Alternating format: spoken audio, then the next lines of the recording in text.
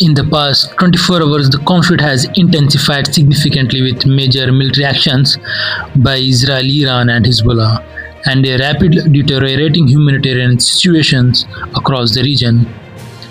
The direct military confrontation between Israel and Iran remains the central focus, with both sides conducting significant strikes. Israeli strikes on Iran. The Israeli military confirmed it carried out widespread attacks on Iran infrastructures. Key targets included fuel storage facilities in Tehran and what it described as military targets, including oil infrastructure and air defense command facility. The IDF reported dropping over 7,500 bombs on Iran in the past week. Prime Minister Netanyahu stated the attack would continue with full force to undermine the Iranian regime. Iran's Islamic Revolution Guards Corps (IRGC) claimed responsibility for missile attacks on a refinery in Haifa, Israel, using Khan missiles. This was described as direct retaliation for strikes on Iranian energy infrastructure. Iranian state media also reported that its forces have conducted 600 missile strikes and 2,600 drone operations since the conflict began, targeting what it described as sensitive Israeli and US assets. These military actions are unfolding against a backdrop of significant political change in Iran, where the Assembly of Experts was reportedly meeting to elect a new supreme leader following the death of Ayatollah Khamenei.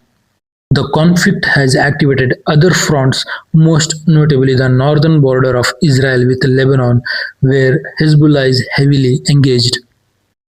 The Iran-backed group Hezbollah fired a barrage of around 100 rockets and drones from Lebanon toward Israeli positions. They specifically targeted radar systems and maritime surveillance base near Haifa. In a significant escalation, Hezbollah issued public warnings via telegram, urging residents of Israeli settlements of Kiryat Shmona and Nahariya to evacuate immediately. On the ground, Israeli tanks were reported to have advanced towards the southern Lebanon border town of Atron, where they were met with rocket fire. The Israeli military also expanded its evacuation orders for civilians in southern Lebanon. The war in Gaza, where preceded the current escalation, continues to take a heavy toll on civilians. Continuous casualties. The Gaza Ministry of Health reported that 3 more Palestinians were killed and 4 injured in the last 24 hours, bringing the total death toll since October 7, 2023 to at least 72,126. Humanitarian organizations are warning of imminent hunger crisis following the start of US-Israeli campaign against Iran. Israel closed all crossing into Gaza. Aid groups like World Central Kitchen warn that food stocks are running out and prices for basic goods are rising sharply. The conflict's impact is being felt in terms of civilian lives, displacement, and economic disruption across the Middle East. The casualties and displacement in Lebanon, the Lebanese health ministry reported that Israeli attacks have killed more than 300 people and injured more than 1,000 since Monday. Approximately 454,000 people have been displaced.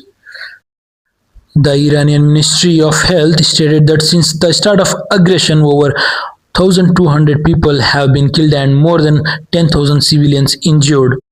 The conflict has directly impacted Gulf Arab states. The UAE reported that 3 foreign nationals were killed and over 100 injured by debris from intercepted missiles. Bahrain stated it had intercepted 86 missiles and 148 drones. The escalating tensions have led to precautionary cuts in oil production in Kuwait, the redirection of Saudi oil shipments.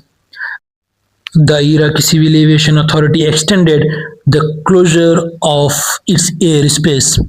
The US Embassy in Baghdad was reportedly targeted by rockets, triggering its defense system. Thanks for watching. Stay tuned with us for more updates on war.